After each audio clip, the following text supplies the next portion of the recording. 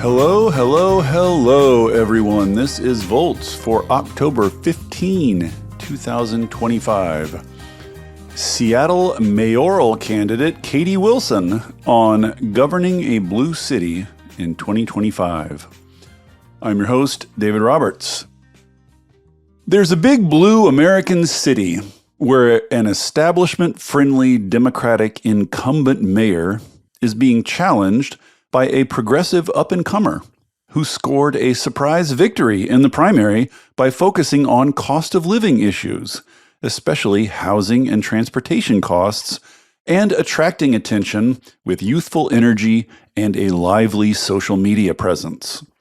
I know the one you're thinking about, but I'm talking about the other one. I'm talking about Seattle, Volt's world headquarters, where progressive Katie Wilson, founder and longtime head of the Transit Riders Union, is taking on Bruce Harrell, the latest business-friendly placeholder in a series of them. For Volt's purposes, Harrell's main sin is that a certain Seattle NIMBYism seems to be among his very few consistently held values. Even though his staff was reportedly ready to push an ambitious vision in Seattle's latest comprehensive plan, he forced them instead to release a weak and stripped-down version, where many new neighborhood centers, small areas where multi-story mixed-use development would be legalized, were removed, including the one in Harrell's own neighborhood. The comprehensive plan has recovered somewhat since then, but the point is Harrell will always be an anchor on the ambitions of Seattle's municipal planners. Now more than ever, Seattle needs someone who will unleash and empower them.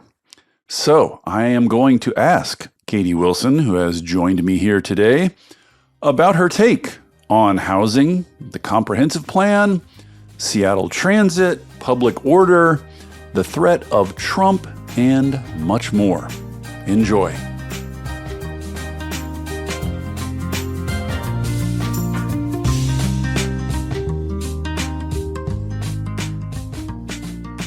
All right then, with no further ado, Katie Wilson, welcome to Volts. Thank you so much for coming. Great to be here. Very excited. Got a ton of stuff I want to ask you about, but let's start with, I bet, a question you've answered 400,000 times. First question on most people's minds. You are coming from an organizing and activist background, and so lack executive experience, basically. Lack experience running a large organization. And it's funny, I've heard Harrell challenge you on this before, and I've heard you say that you'll put your legislative record up next to his anytime, which is amusing since you haven't actually been in government, but arguably have gotten more stuff done in government than Bruce Harrell has. So just for Volts listeners who might not be familiar with this race, when you say that, what do you mean? To just give us a brief bit of history about the kinds of things that you've pushed at and gotten through city government. Yeah, it was funny at there was a big debate a few days ago, and the first question that I was asked by the moderators was something like, "You have no political experience. What are you doing here?"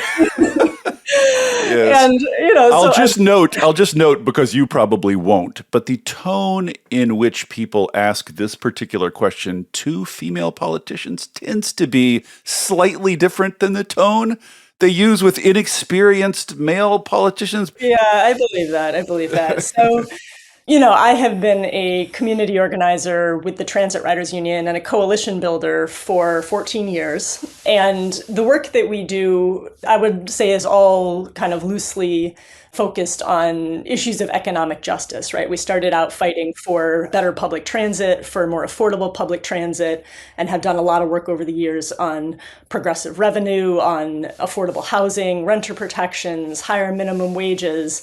And that work is pushing from the outside. So yes, I've never been an elected official, but, we're talking about bringing together dozens of organizations, coordinating their efforts toward a piece of legislation often, or a program. Mm-hmm.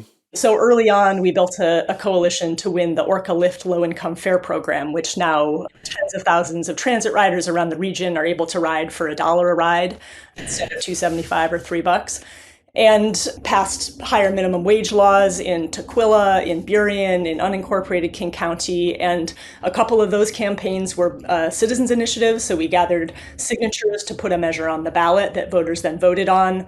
And then others are legislation where we're pushing elected officials. And I really think that, the mayor's comments and the way that a lot of people are talking about this in the race kind of shows a lack of understanding of power and how things get done. Because, as a community organizer, I know very well that the kind of legislation that we're pushing through, we don't start with a majority on the council that's willing to do that, right? Like we're starting with something that people are telling us, you're never going to get that passed, right? That's going to anger the big businesses. That's going to anger the landlords. And so we have to do the work of building that coalition to push the elected officials and to build that public support through a media strategy. There's a lot of pieces of a campaign, but it's about, getting to a point where a majority of council members, for example, feel that pressure and support from their constituents and from stakeholders. And then they're willing to pass this piece of legislation, which, at the beginning, maybe they wouldn't have touched with a 10-foot pole. So that's how power works for a lot of these kind of transformative policies. And I don't think that the mayor understands that. He kind of thinks of, politicians hand things down from above. Well, also, pardon me, I'm a Seattle native, so I'm going to editorialize a bit throughout this, but it does seem like we've had a series of mayors who view their job as mainly physically occupying the building. That's experience, just being there. There's not a lot getting done. So, but I will say one note of caution, and someone asked me about this online, it struck me as a good question. We have some experience in Seattle. A few years ago, Mike McGinn, who you may remember, was a Sierra Club activist, the great hope of the Seattle left, and Seattle elected him, but then he started sort of cracking heads and trying to do things.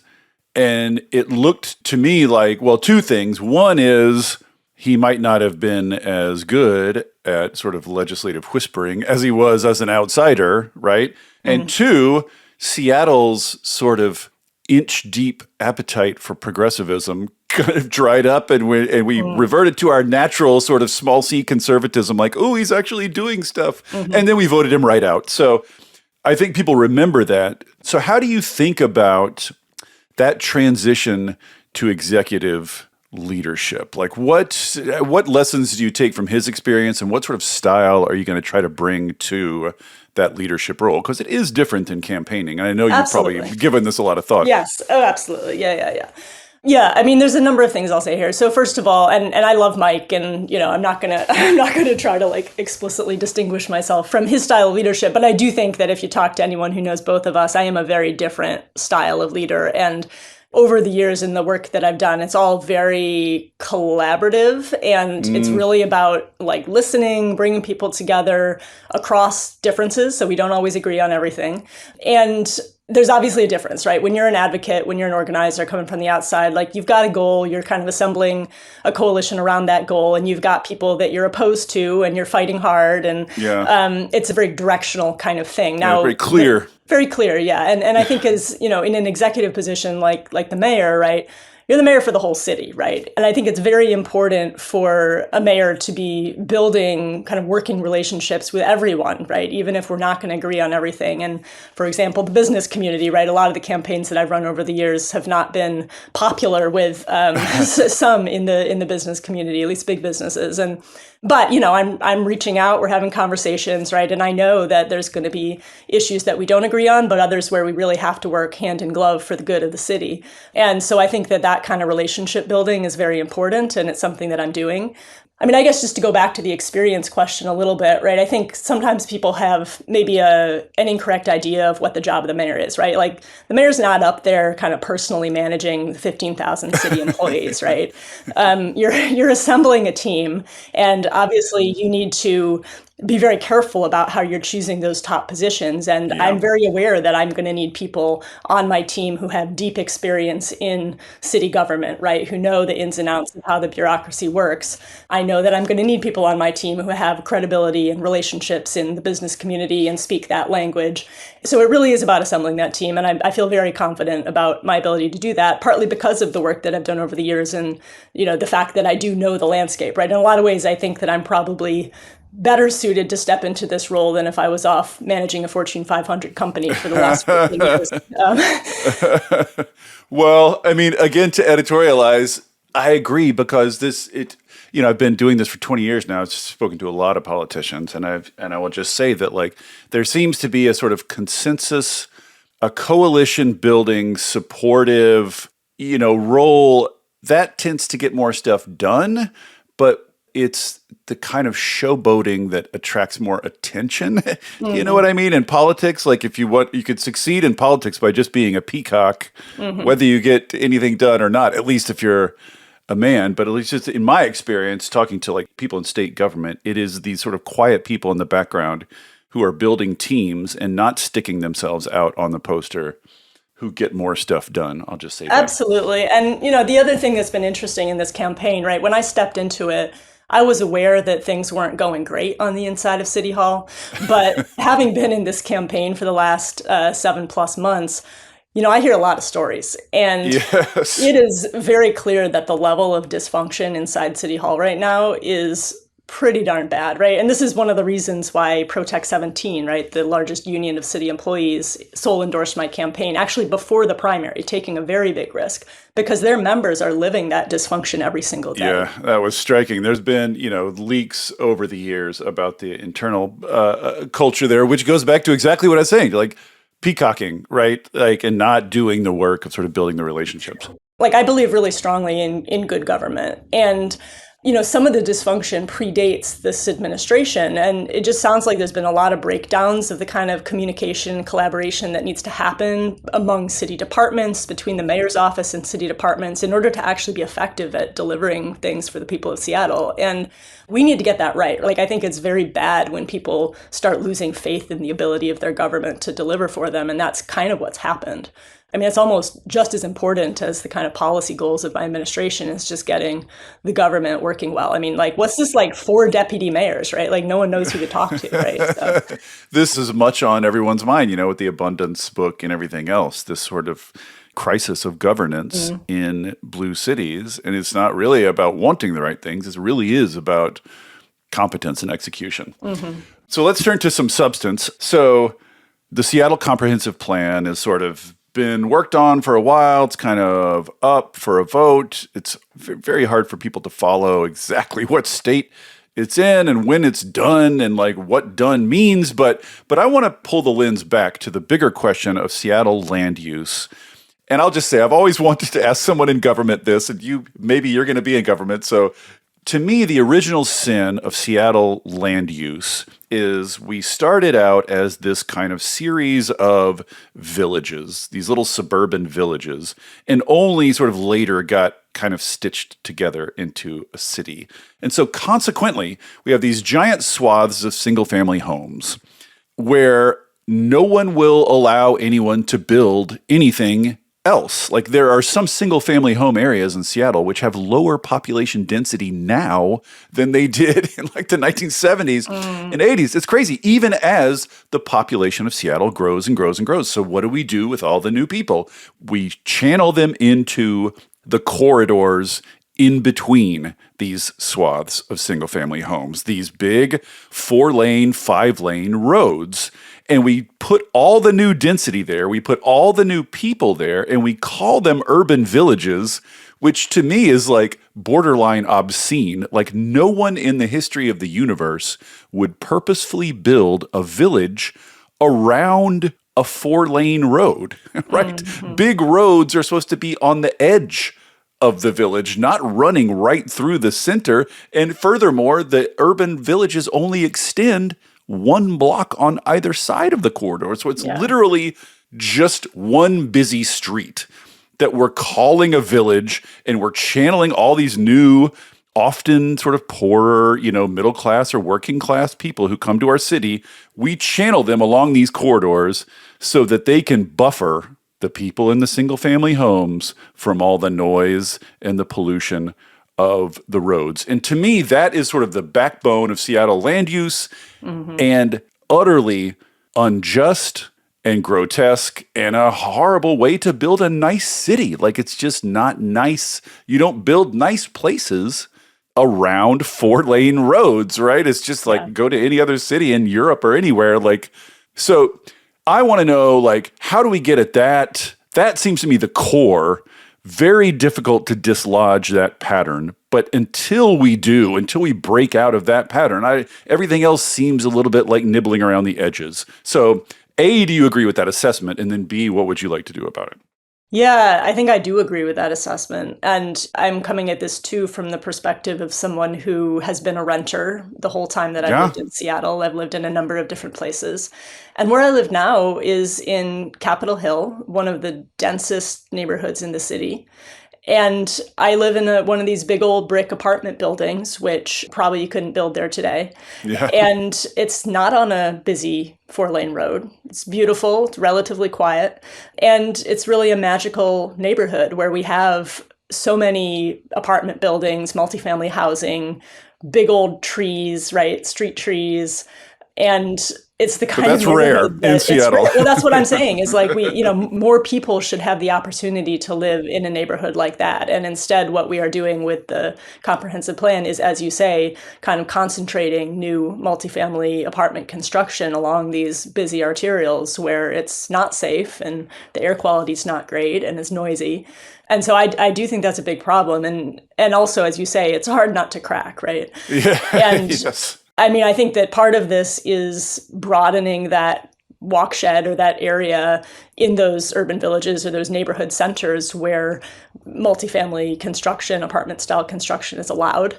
So that's one piece of it, which doesn't kind of entirely get at the problem, but at least helps a little bit, right? And so maybe it's like a 5-minute walk from a transit stop or whatever, but it can't just be that 1-block radius. And then, of course, we need also more neighborhood centers. And that's something that, the original plans drawn up by staff called for many more neighborhood centers than ended up in the final plan. And just briefly, let's do this is sort of a quasi-technical term here in Seattle. Sure. So just describe briefly what a neighborhood center is. Right. I mean, that's going to be basically a area where there's going to be some, I think, up to 5-story construction allowed, maybe. And now I also admit to not being 100% in the weeds on every aspect of the comp plan. And mixed use, right? Mixed use, yes, exactly. Yeah. And I believe Bruce Harrell, our current mayor, before that plan was released, went through and took about half those out. Correct, including his own neighborhood, right? Seward Park. Yes, including in his own neighborhood. And I try to explain to people who aren't from Seattle, like, why someone would oppose a neighborhood center, because they just seem to me like a little cluster in the middle of your neighborhood where you can have a shop and some apartments just seem to me so like puppies and grandma. Like, who could not want that? Why would you oppose that? Why do people oppose those? Yeah, I mean, I think it's kind of the disruption of the construction, the fear about the kind of buildings that are going to go in there, perhaps, the aesthetics, maybe there's some aesthetic concerns with having these big apartment style buildings going on or condos. And maybe, for some people, concerns about the people who are going to live there, right? Like, yes, maybe these are lower income people and they don't like what they imagine that might mean.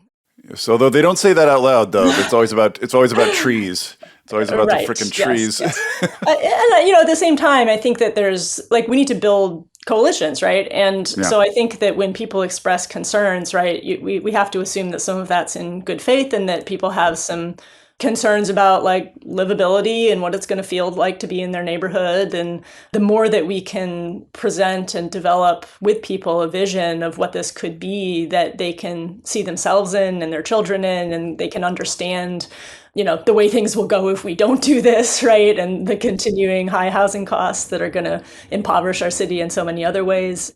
So are there specific, the comprehensive plan that's before us, are there specific changes you'd like to make to it? Do you have any sort of particular agenda with regard to the plan? I'm not clear whether it's done, or like there's still parts to be done? There's like phases of doneness. Not Yeah, sure where all that there's is. phases of doneness, and again, I'm not coming in here as someone who's knows all the details and has them on the tip of my tongue. But so the bulk of the plan is being passed this year, but I believe that there's annually the chance to reopen and make changes, and so done is not done. Right. And I believe that there's a discussion around adding some more neighborhood centers, which has kind of been punted to next year. So there's some kind of analysis going on, and then there will be a juncture next year where it will kind of make sense to reopen that conversation. And I'm in a point where like this is very important stuff, and I am not afraid if I feel that we have the public support, if we've been able to build the public support and we have the will on the council to make some changes to what's just been decided. I think that's a perfectly legitimate thing to be thinking about in the next few years. So let's talk about housing then. There's an interesting and also quite contentious, I would say, sort of tension on the left between this sort of new movement of abundance, the YIMBY people, who say the main problem with housing, the main reason it's so expensive is just that there's not enough of it. And the main thing we need to be doing above all else is just building more, build more faster. And then there's another faction of the left who is much more concerned with, well, we want to build certain kinds of it. We want to build social housing. Or when we let a developer build private housing, we want to charge them a fee that we then put to social housing, or charge them a fee that we put toward this or that. Basically, much more sort of concerned with regulating the kinds of housing that get built. This is a fruitful tension, I think, but I wonder how you think about that. Like, what is your housing priority? Do you just want mostly to accelerate building, or are you concerned more with what kind get built? How do you think about that balance? This is a great question, and I think the answer for me is really all of the above. I think that you're right that tension exists on the left and has existed for quite some time and is sharpening now with the quote unquote abundance agenda. But I will say that I think here in Seattle, I think we've done a better job on the left than in many cities of kind of not having that tension become a problem, right? I think in Seattle, we have a fairly strong kind of urbanist left that also understands that just building more is not enough. And I think we have a little bit less of the kind of quote unquote NIMBY left that is anti-developer in a way that ends up being anti-new housing in the private market. Well, we've got some. I'm not saying we have none. I'm just saying that I've seen them. For sure. But I just think, for example, compared to San Francisco, I think we've done a decent job at squaring that circle. So for me, it's like, yes, we absolutely need to be making it easier to build more housing. We need the private market to build a lot more housing around the city in order to address our housing shortage. And one of the big reasons why we've seen these astronomical rent increases over the last 10, 15, 20 years is because housing production in the private market has not kept pace with the growing population, and especially the influx of higher paid tech workers.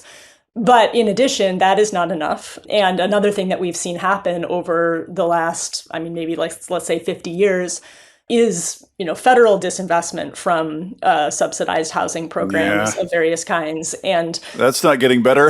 And that's not getting better, right?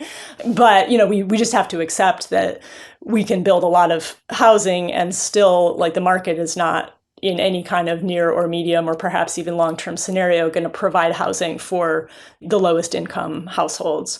So that means that we do need to do more both on the public side of investing in affordable housing. And there are a number of ways to do that, and social housing is one of those ways.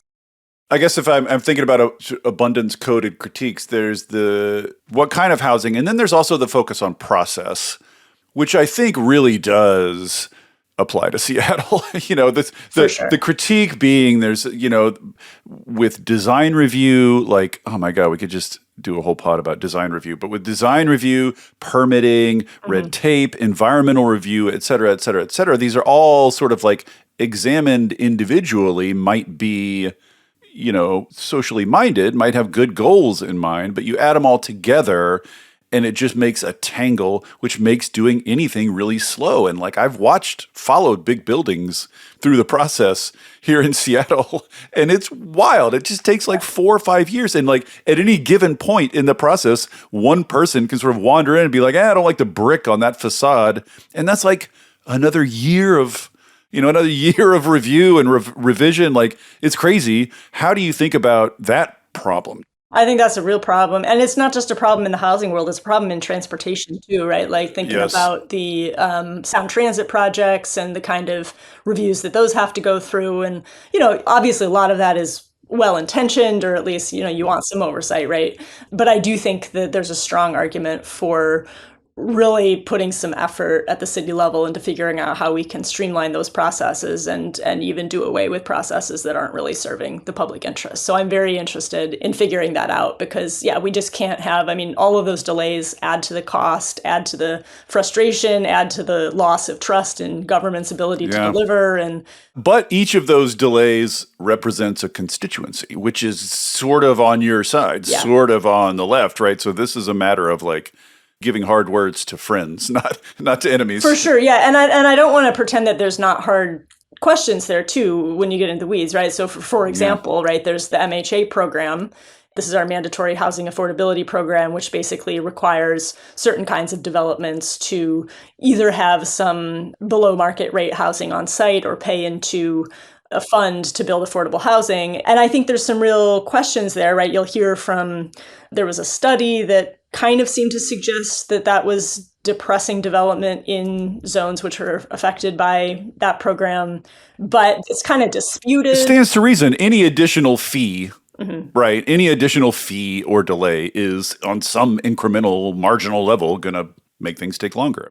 Maybe, but there's trade-offs there. So like, I'm not sold on the argument that we shouldn't have that program, right? Because I think also you can't take what the big developers say at face value, because they're certainly going to say that anything that you're requiring them to do or to pay is going to result in less housing. But there are some complicated questions in the weeds there about how we analyze what's actually going on, because we also, also like capitalism, right? Like we've got big developers making a lot of profits, and I'm sure they would love the answer just to be like, let them do whatever the heck they want with no process, but that's also not the answer. So let's talk then about transit. You're a transit advocate going way back.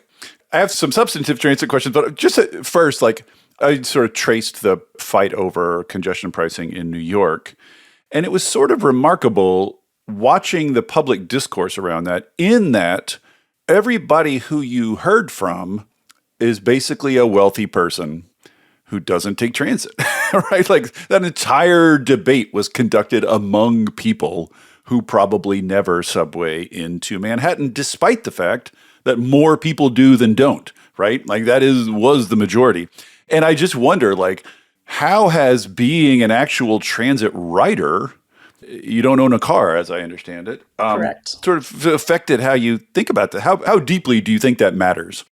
I think that matters a lot, right? Because the experience that I have getting around the city on a daily basis, and to be transparent, so I have a 2-year-old, and before she was born, my primary mode of transportation was actually bicycle. And the reason that it was bicycle instead of transit is that you go on Google Maps or whatever and figure out how long it's going to take you to get somewhere. Riding your bike is almost always significantly faster than transit, right? Yes. And so now, as a mother of a young child, we take the bus and the train all over on a daily basis. And it's great, it's fun, and also it takes a really long time. It does. And, so you think about Seattle as a growing city, and people are going to keep moving here for all kinds of reasons.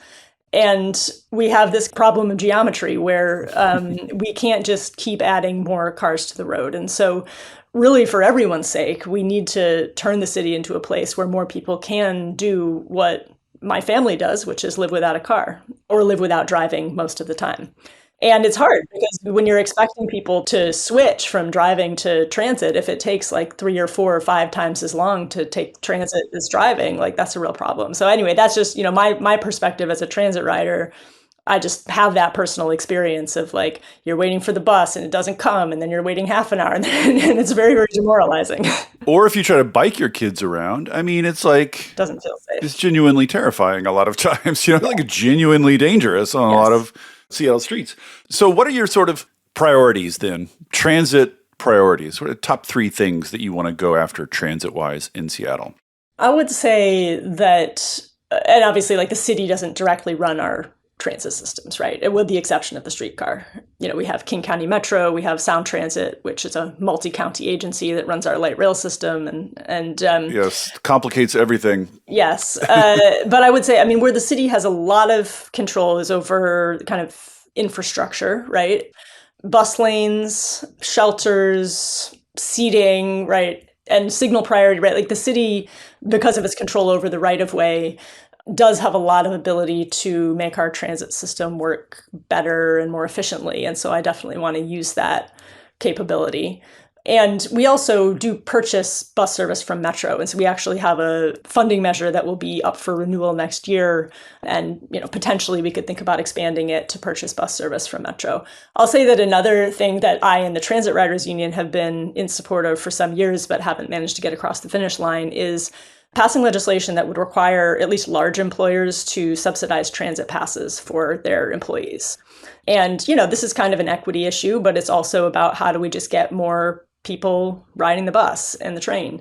And, right now, if you work for Amazon as a coder or you work for Starbucks in their headquarters as a tech worker, right, you get a fully subsidized transit pass. But if you work as a Starbucks barista or you work as a, cashier at Whole Foods, which is owned by Amazon, you're not getting any transit benefit.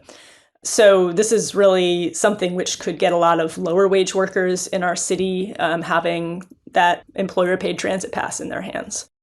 Maybe this is too in the weeds, but one of the sort of perpetual questions, dilemmas in transit is if you had a fixed pool of money, would you rather increase frequency or coverage? In other words, like, do you want to put more bus stops in more places, or do you think more frequent bus stops at current stops would be a priority?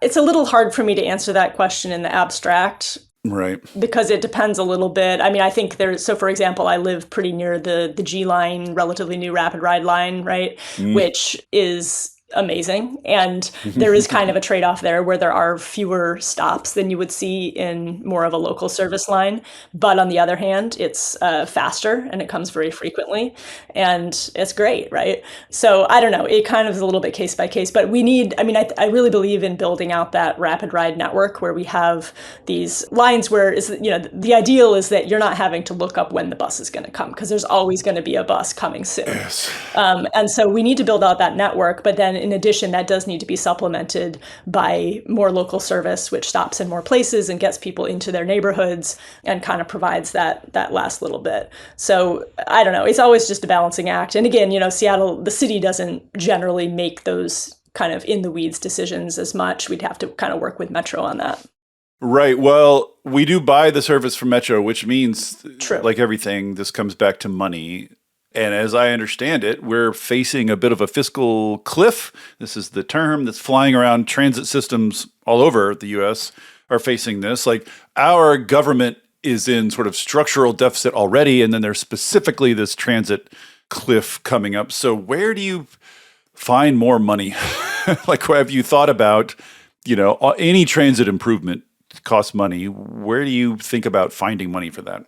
Yeah, I mean, this is pretty scary because, as you say, it's the transit agencies, it's local government. So, Seattle has its own budget shortfall. King County has a budget shortfall. Metro has a fiscal cliff. Washington, the U.S. Washington State, yes. And then, like, Sound Transit, right, they've got like a $40 billion kind of deficit compared to what they thought. I mean, it's very scary. So there's no, like, good, quick answer here, but the big picture answer is that here in Washington State, we still have the second most regressive tax system in the country. So we've got a lot of wealthy folks who are... Oh, I thought we were first. Who took our spot? Oh, yeah. You didn't hear the news. So in the last couple of years, we've now Florida has the most regressive. Oh, yes, well. Yeah. So we've been eclipsed. We're no longer number one.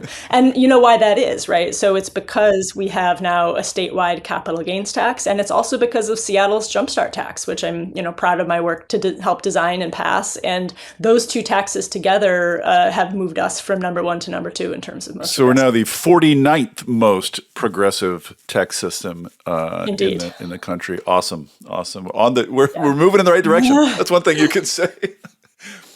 That puts Seattle government in this vice. It's my whole life. Like anything good it wants to do, it has to draw on regressive funding sources to do it. So it's like this constant, progressives are in this constant sort of like damned if you do, damned if you don't situation here. What about Sound Transit? I know it's its own agency. Seattle has limited control over it. You are, as I understand it, on the board of light rail. My main question about light rail, like I won't go off on my whole long rant complaint, but to me it was just insane to spend billions of dollars building this thing and then just to put it along the interstate, just to make it basically like a park and ride commute vehicle, which is just the lowest use of a transit system. You know what I mean? You're sacrificing all that. If you put the stations out in the neighborhoods, you know this, they grow, you grow a community around them, you create tax revenue, you create more housing, but if you put them all along the interstate, you sacrifice all of that. And that's mostly what we did. Totally. The one exception might be this station in Ballard. But of course, that's, I don't even know what, like 2035 or some ridiculous distance from us. So my question is there any prospect, is there any way that Ballard line of Sound Transit could happen sooner? Is there a tool, a mechanism that could make that happen? Hey there, everybody. Don't worry, I'm not going to tell you about a new mattress or push a credit card on you. This isn't an ad. There are no ads on Volts. It is supported entirely by listeners like you. If you'll indulge me for a second, I'd like to ask for your support. I started Volts because we're all surrounded by depressing news about climate change and misinformation about clean energy, and it's never been more important to share the stories of the real people on the ground doing the real work of transition and all the ingenuity and courage and public spirit they are bringing to it. People are hungry to hear these stories, to learn from and find inspiration in them. I've heard from people who changed majors or careers after hearing episodes of Volts.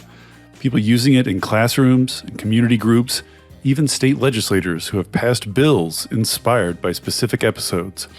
Sharing these stories matters. It makes a difference. If you have found value in it and want to help me continue doing it, I hope you will join the community of paid subscribers at volts.wtf. It's about the cost of a cup of coffee a month.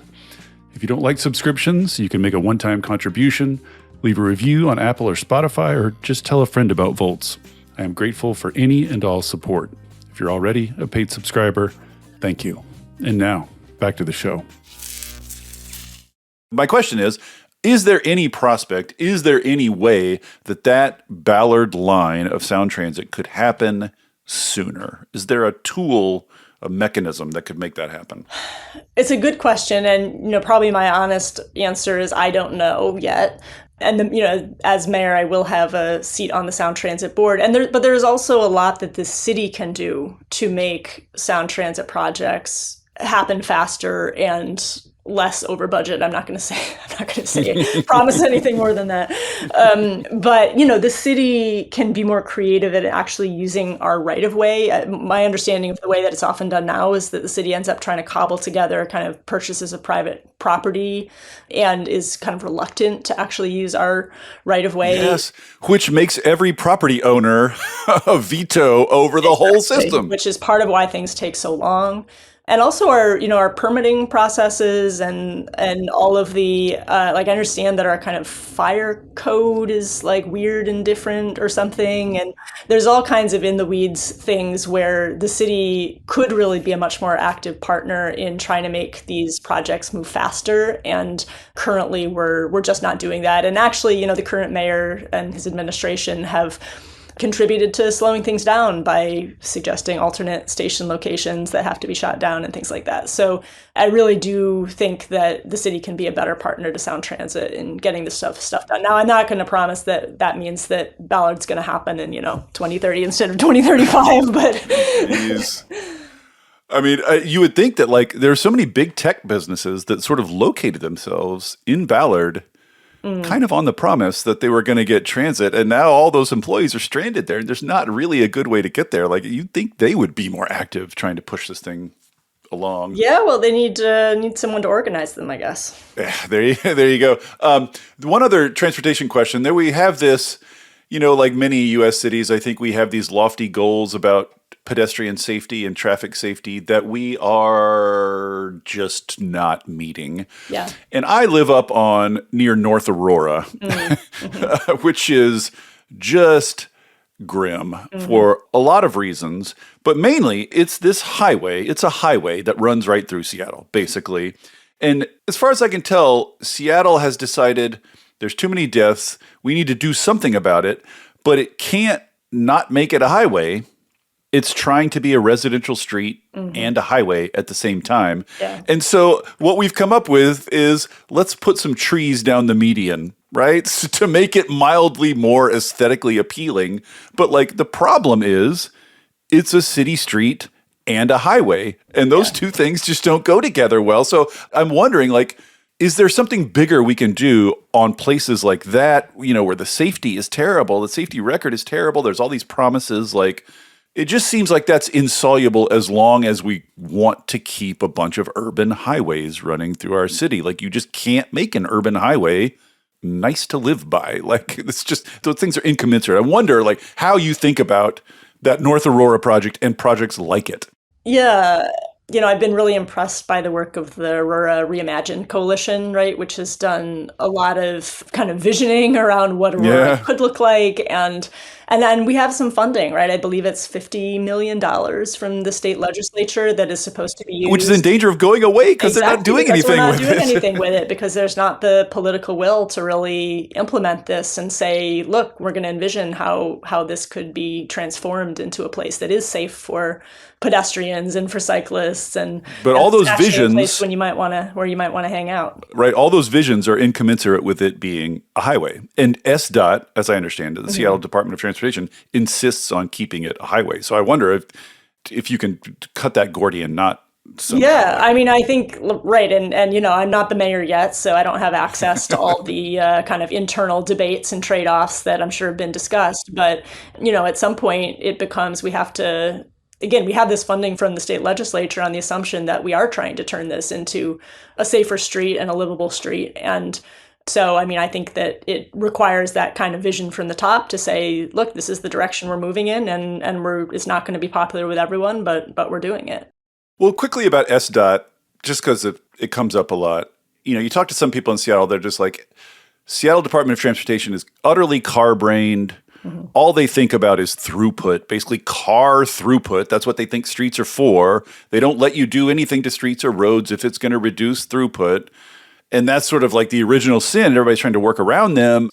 And then you hear from other people like, oh, there's a lot of people in SDOT who would like to do better, but who are basically not being allowed to by their mayor. So I wonder if maybe you don't have the visibility to determine which of those is true yet, but like, what would you do about SDOT sort of like just reorienting it? Well, I believe and also know from talking to people, there's a ton of wonderful people in SDOT, right? Like dedicated public servants who share this vision of a city where people traveling by all modes are safe, and this vision of mode shift too, right? And I think when we're thinking about throughput, I mean, obviously, like, we do need to think about throughput, right? But it's also having that bigger vision of how are we shifting the way that people are getting around. And Seattle's even articulated ambitious goals for mode shift, I think from 2019 to 2030, which we're definitely not on track for. We love ambitious goals around here. We love articulating goals and then just kind of not even publishing the data that would tell us how we're doing.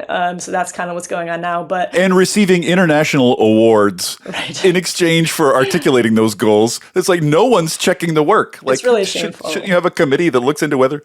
Yeah, and again, I know that there are a ton of wonderful people within SDOT, and I really do think it is about that vision from the top, and it's not just SDOT, right? When I think about so many of the city departments and what I've been learning over the course of this campaign and talking with folks is that there really needs to be some work done internally within the cities so that we have this vision, and this vision is really, it's not just something that's being imposed from the top, but we're actually like doing the work with the departments, with the people who work in the departments, so that we all really feel like we're pulling in the same direction. And they're being involved in how this vision is being developed into something which is actionable. And I'm really excited about that work. And I think that SDOT is definitely a prime example of a place where that work needs to take place if we're actually going to be able to make the changes on the street, right, that people are going to feel in their everyday lives. And Aurora is absolutely one place where that needs to happen. Comes back to getting the right people again. Yeah. One of the critiques of blue city governance that you hear a lot these days is they've been captured by all these kooky liberals and consequently do not properly prioritize or care about public order, basically, which is akin to crime, related to crime, but not necessarily really the same thing, right? Like you and I know that the crime statistics are going down, like crime as such. Like it's safer to be in Seattle than it is to be in, on a highway in rural Mississippi or whatever. But then there's public order, which is just sort of like people walking around downtown and seeing nastiness, seeing people out on the streets, seeing drug use out in the open, etc. And the idea of the critique is basically like, if you want people to jump onto this vision of a denser, more urban, basically fabric, you need to address this. Like people won't come along with you if they think that this is what comes along with density, right? Yeah. So I'm just curious how you think about balancing that sort of legitimate public concern with, what we know about the policy here, which is just that like sweeping people up and shuttling them different places from place to place doesn't do anything, doesn't help anything. So like, how do you think about that balance, that issue? I think it's very important to take seriously people's concerns around public safety and public disorder. And that's something that really has been underlined for me during the course of this campaign. And I think thinking about my career, previously, I think at some points I probably didn't really fully grasp, the importance of this. You talk to people and it comes up spontaneously. It comes up, right? It comes up and, and it's real, right? And it's very, obviously crime and homelessness are not at all identical, but having a widespread crisis of unsheltered homelessness where many folks are, struggling with drug addiction and or mental illness, that spills into these public disorder and public safety concerns. And I've talked to plenty of people who've been assaulted or felt extremely unsafe in situations that right, or just were menaced. Like that sticks with you just as much, almost. Just the feeling. Well, I feel this, as a mother who's always out and about with my daughter, and waiting at a bus stop when there's someone who's clearly not well and maybe behaving erratically, slightly aggressively, right? It's like, yeah, I'm a pretty tough person, but I get nervous because I've got a 2-year-old there, right? And so I can certainly understand this. And the more that I think about it and talk with folks is like, I think progressives kind of need to grab this issue and run with it in a different way than we have in the past, because what we're seeing now with the current administration in Seattle is that they are just chasing people from one place to another, and that makes things worse. And the real solution is to provide what people need, and that's not throwing people into jail, because we know that doesn't work. Although there are cases where, arrest is, necessary thing. Sure. But, for the most part, we need to open shelter, emergency housing. We need to actually have the support that people need to be successful there, with long-term case management for some folks and, treatment and all the rest of it, and also community, right? And this is something that's really been brought home to me when we're thinking about these kind of hot spots in Seattle, whether that's in Little Saigon or downtown, where there's a lot of open air drug use, drug dealing, other kind of illicit activity. And not all those folks are homeless, right? People come there because that is their community. And we need other options for people to have community and meaning and social relationships that aren't that, right? Because it also just, like, even if you're able to offer someone housing, then if they're just kind of isolated in a room in a permanent supportive housing building, right, then they're going to go out because they want to be with their community, right? And so there's some really tricky issues here about how we're helping people into a better situation than the one that they're in. And there's a very human aspect to it. It's not just about finding a room that they can sit in. Yeah, and talking about this, I'm just curious how you talk about this with people, because it's so tricky, because I think, like, at least in my opinion, and I think the research sort of backs this up, is like if you're looking for the root cause of homelessness, it's generally right there in the name. Yeah.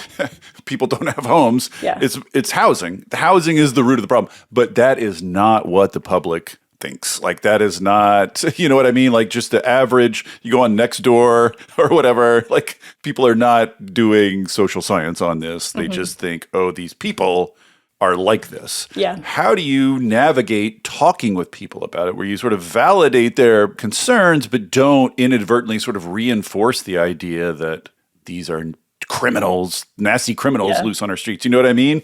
It's tricky, but it's really like if you have 5 minutes with someone, you can make some progress, right? Like, because it is a housing issue, right? In the sense that very strongly correlated, if you look at cities around the country, right? Like housing costs and levels of homelessness. So there's a very straightforward way in which it is a housing issue. But on the other hand, and I think what people kind of legitimately see and experience is that, especially for folks who are chronically homeless, often whether this prompted their homelessness or whether it's been exacerbated by homelessness, right? Drug use and mental illness are really big factors in a lot of people's struggles.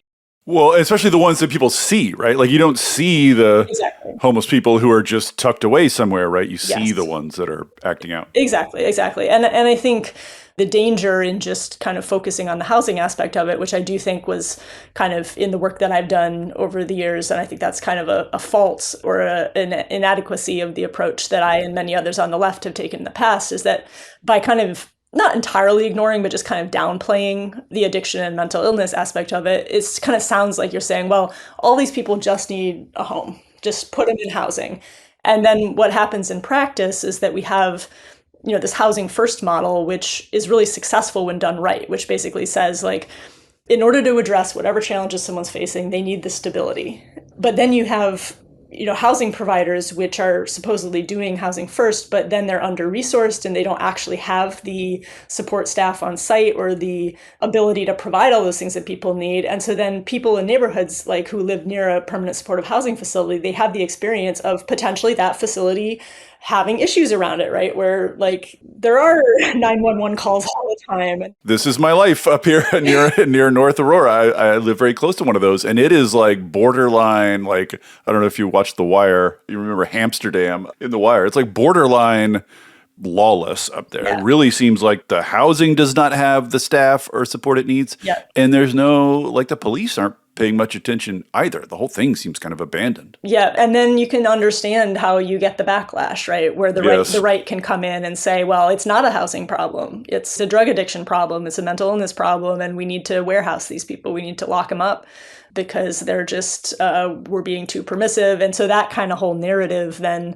has an opening because we haven't on the left managed to really explain to people what's going on in a way that resonates with their experience. Let's talk about the Jumpstart tax. Earlier, when you were mentioning your sort of legislative achievements, you mentioned that in passing, but it's kind of a big deal. The whole thing's a bit baroque. If you don't live in Seattle, we're not allowed to pass income taxes here.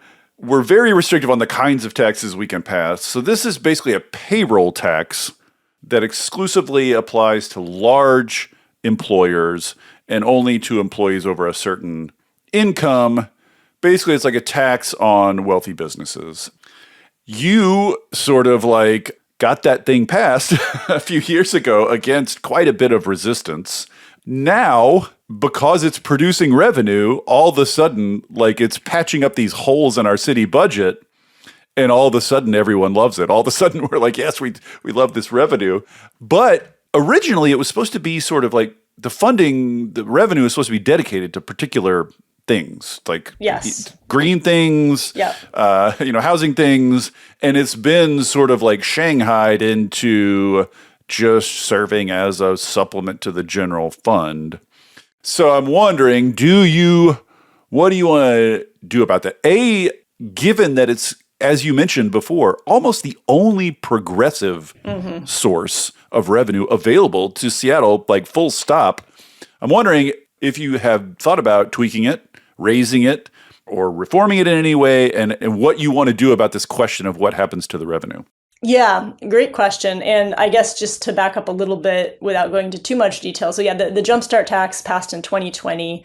And this was kind of the outcome of a multi year complex battle over taxing big business in Seattle. Yeah, we tried once and then it got undone Yes. by the council. Yes, yes. And the Jumpstart tax, it really, I mean, it was this moment, right, where the pandemic had just hit, the economy was in free fall, there was very obvious, enormous kind of needs for revenue in the context of the pandemic.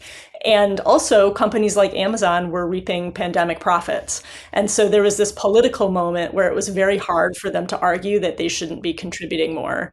They argued. They did. Oh, of They course they did. tried to Yeah, argue of it. course. But it was just it was a moment where like they weren't going to be able to win that argument. Yeah, yeah. And so that was the context in which this tax passed. And since my opponent has now started claiming that I'm taking credit for something that I had nothing to do with, I'll just say this was a partnership with Councilmember Teresa Mosqueda, who is the champion on the council. And Sure. but yeah, no, I played a big role in designing and building the coalition around that tax. And it's a tax on the businesses, not the employees.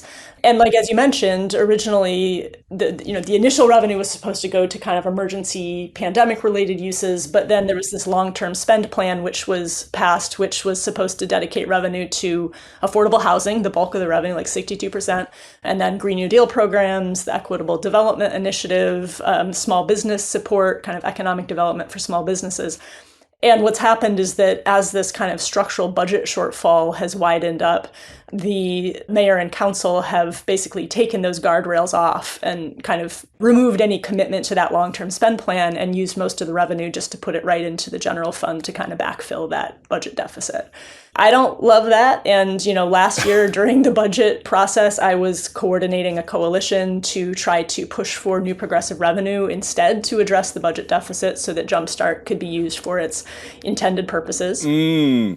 Well, what does that look like? Let me pause you there then, because, I was just describing this sort of weird constrictive state we're in where it's very hard to think of how to do progressive taxes. What would be a new source? What would be a supplement, a progressive source of revenue that it's not the Jumpstart tax? Yeah, so I mean, well, first of all, you did mention the possibility of getting more money through Jumpstart, and I do think that's a possibility. So turning the dials on Jumpstart in various ways to raise more revenue.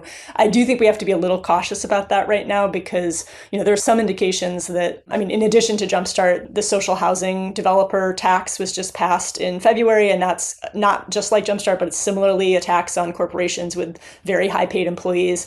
And there's some indications that Amazon and some other businesses may be shifting some high paid jobs to the east side to avoid those taxes. So, I don't think they're doing that at a large scale, but it's something to keep an eye on. And the other thing that I think politically in this moment we have to recognize is that tech workers are starting to feel pretty anxious about their jobs for a number of reasons. We've seen some big layoffs from tech companies, and I think there's a lot of questions around AI and anxiety about what that is going to mean for the tech workforce. And so for me, that just means that if we're thinking about raising more money from Jumpstart, we do have to be cautious because I could certainly see like a flip in public opinion where it's perceived that basically we're going to be taxing away jobs, right? So that doesn't mean we can't get any more revenue from Jumpstart, but we just have to be careful about it. We could also do a city capital gains tax in Seattle. So we have this statewide capital gains tax, and the city could, in principle, layer a percentage or two on top of that to get some revenue locally. That's not going to bring in like hundreds of millions of dollars, but it would be something. It seems like the Washington left has kind of given up on attacking the root cause of all this, which is this stupid constitutional provision we have that prevents income taxes.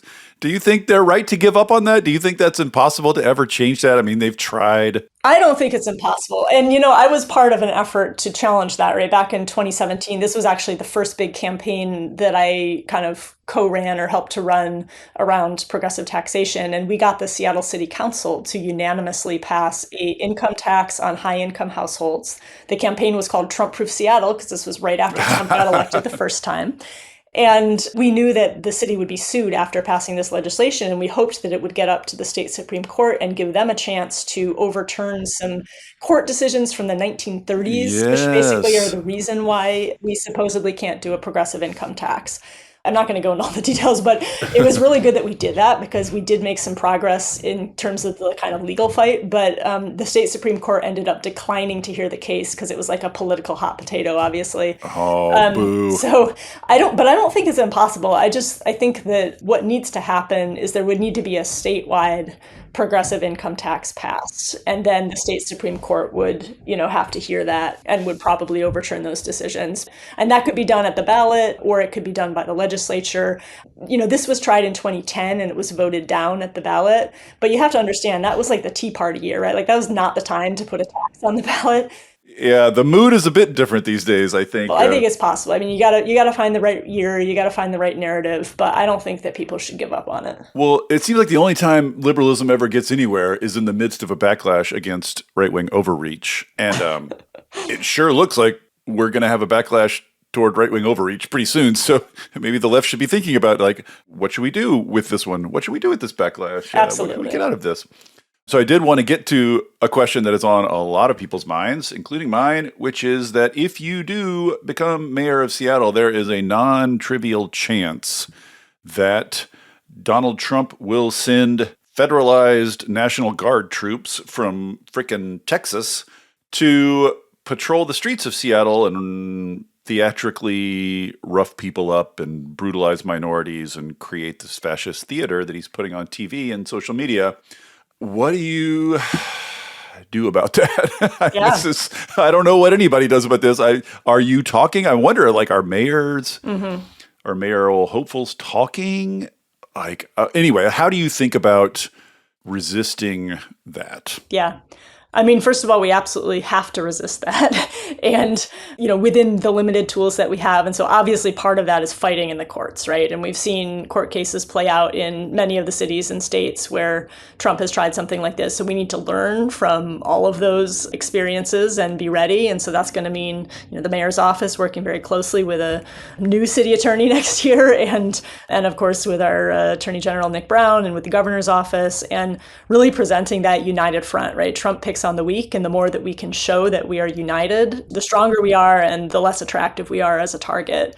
And that also means showing that we're united within the city, not just elected officials, but community groups, right? All the organizations rooted in immigrant communities that are trying to protect people from ICE right now, the LGBTQ plus community, everyone standing together. And in the case that federal agents or troops are sent in, making sure that we have a plan and that we are keeping people safe and de-escalating, right? Like not giving those theatrics that they want to see. Yeah. So there's a lot of work that needs to be done there, and definitely working, learning, being connected with mayors around the country and having that kind of united front, I think is really important. It does seem like in response to this, there's going to be the formation of these sort of community response and community sort of aid, kind of mutual aid sort of things. And I just like our culture has so lacked that, we're so atomized and separated and lonely. And it does seem like an opportunity that the city could nurture that somehow, build something out of it. Absolutely. And I really think that this is something that I will bring to the mayor's office as someone who's been a community organizer for 14 years, right? Like I will continue to be a community organizer and a coalition builder in office, and I'll bring those relationships with me, and I'll also continue building those relationships. And I think that really having a city that doesn't feel like it's separate from the people and from all the organizations, all the groups and folks who are doing great work on the outside. And that's such a resource, right? Their expertise and their passion. And like the city should be using that, not seeing them as kind of oppositional or annoying people pushing from the outside. So the more that we can use that, I think the better. As a final question, Volts is about climate, ultimately about decarbonization. And obviously, if anybody who's listened to the pod for a while knows that in the urban context, I think the big piece of that is land use and transportation, which we have discussed. Obviously, just getting more people out of cars, driving less. Although all the message experts tell me that I'm not allowed to say that. I'm not allowed to badmouth cars, but I can hardly help it. Ban cars shouldn't be my campaign slogan. Yeah, you should probably not put that on the poster. We're also not allowed to say the word density, FYI. It's all main streets, like you remember from your small town, all this. Okay, anyway, but when you think about climate adaptation and climate alignment. What are your broad thoughts about this, about what the city should be doing? Obviously, there's the land use piece we talked about. There's the transportation piece. Are there other pieces that you have in mind on the decarbonization front and the greening front? Yeah, I mean, those are two huge ones, right? And I think it really is important to emphasize to people that housing is a climate solution, right? Like, Yes, the thank you. more that people can actually live in the neighborhoods where they work, where they shop, where they hang out, right, then that's really, really the key. Because right now we just have so many people who are commuting in, often by car, from God knows where, from Kent, or, long drives into Seattle because they can't afford to live here. And it's not just the lowest wage workers, right? It's City of Seattle workers, right? Like people who you would think are making a comfortable salary, but it's just so prohibitive to rent, let alone buy a house in Seattle. And so we got to tackle that. And yeah, obviously transportation, I think mode shift is a bunch of kind of transportation demand management strategies I think we can employ better, in addition to obviously just infrastructure and making it easier and safer to bike, walk, transit. And yeah, I mean, beyond that, there's definitely kind of climate adaptation, kind of understanding that we already are feeling the effects of climate change, and we need to make it possible as we have more heat waves, as we have wildfire smoke, for people to be safe and cool. And, can we do like a revenue bond and help people install heat pumps and make sure that everyone, including apartment dwellers, have, clean, cool air in the summer. And so there's things like that. I mean, in terms of carbon emissions, it's really, we have pretty new kind of building emission performance standards legislation. So there's some more stuff on the kind of building front that is happening, and that, maybe we can accelerate on emissions. But housing and transportation are really, really the big ones there. Yes, could not agree more. I mean, lots of blue cities are doing lots of good stuff on buildings, on power, on all the other stuff. You know what I mean? But it's like housing and transport are the molten core of that. Along with, they're also the core of everything else. Yes. Inequality and quality of life. And the note I wanted to finish on, even though it's not a big thing, but just because I appreciate it, I really love that you are pushing for public bathrooms. And it just seems like the idea has taken over Seattle, that because there's this sense of public disorder and there are people on the street, that like we need to make public places hostile and unpleasant so they won't hang out there. Yeah. And that just seems like such a perverse, it's horrible. Such a perverse way to respond to that problem. Absolutely. And it just gets us into this like negative spiral, right? Like it's horrible. And we spend so much money like cleaning human feces off the street. Like we got to find another way. Sorry, surely that line item could go something else. But yeah, I just wanted to say I appreciate that, just the sentiment of like, let's make the public places, non-private, non-commercial spaces, nice and like well shaded and like pleasant to hang out in. It's like a real city. Like a real city, exactly. Yes. All right. Thank you so much. This is super interesting, super fun to talk about, and good luck in the coming, what is it, a month? Less than a month. It's less than a month. Oh my God. Wild. Good luck in the coming weeks then. Thank you. Thanks, Katie. Okay, take care. Thank you for listening to Volts. It takes a village to make this podcast work. Shout out especially to my super producer, Kyle McDonald, who makes me and my guests sound smart every week. And it is all supported entirely by listeners like you. So if you value conversations like this, please consider joining our community of paid subscribers at volts.wtf, or leaving a nice review, or telling a friend about Volts, or all three. Thanks so much, and I'll see you next time.